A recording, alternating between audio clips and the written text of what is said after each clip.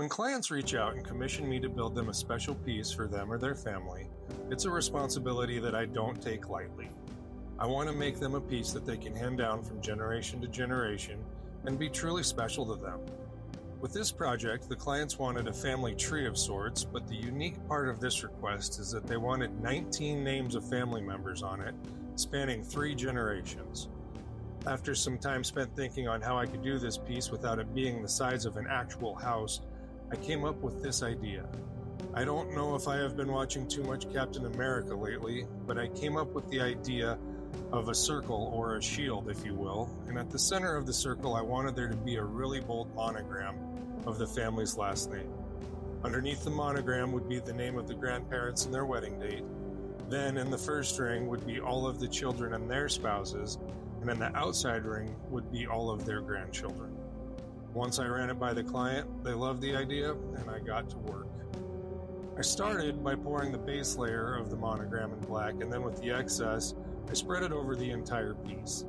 I have learned by putting a thin layer of epoxy over the entire project while it's carving on the CNC really helps reduce chip out, and it provides a little protection to your piece while you're working on it.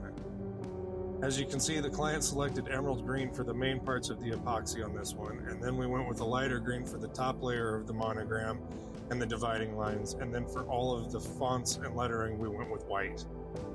I get a lot of questions on whether or not I use mica powders or dyes to color my epoxy, and to be honest, I use both. It just depends on the situation. There's pluses and minuses to both.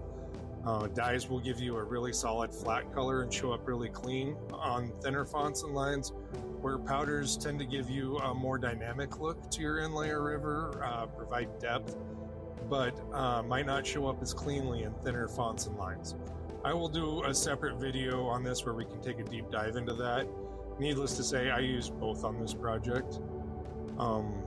Once I got done with all the carving and epoxy work, I sanded and polished it all up and finished with Rubio Monocoat and a ceramic top coat from Black Forest Wood Company. I can't tell you how much fun I had on this project. Seeing it come to life from the design phase through completion was incredibly satisfying, and my clients were ecstatic as well.